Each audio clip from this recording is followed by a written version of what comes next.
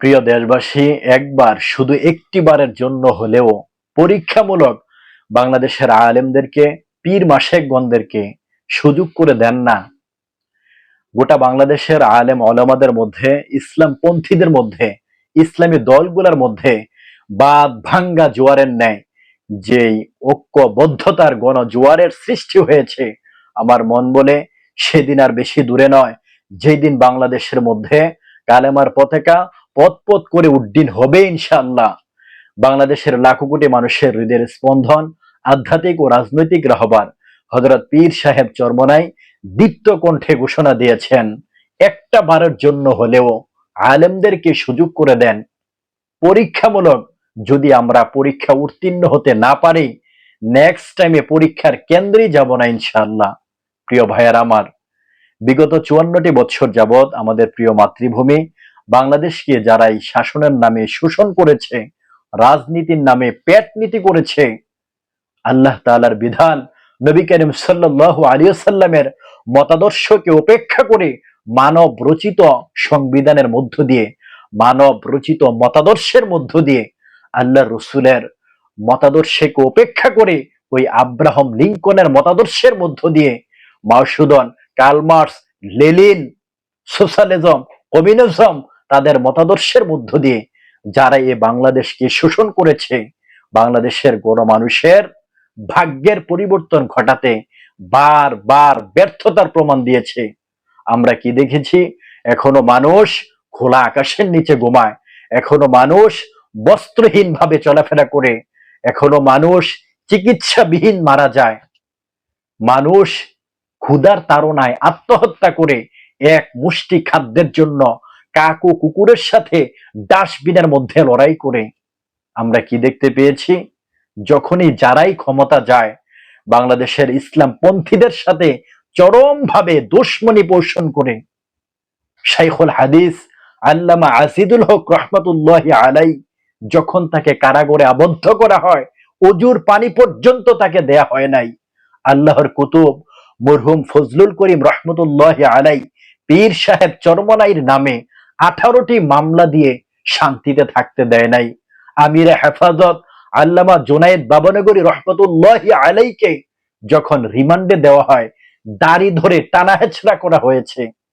শুধু বাংলাদেশের গর্ব নয়, গোটা বিশ্বের কোরআনের পাখি, যার হাতে হাত দিয়ে কালেমা পড়ে অসংখ্য অগণিত হাজারো বিধর্মীরা মুসলিম হয়েছেন, আল্লামা দেলোয়ার হোসেন সাইদি রহমতুল্লাহি আলাইকে দীর্ঘ একটি যুগ যাবৎ ওই জালিমের বন্দিশালায় আবদ্ধ করে তিলে তিলে দুঃখে দুঃখে ষড়যন্ত্র করে হত্যা করা হয়েছে, শহীদ করা হয়েছে।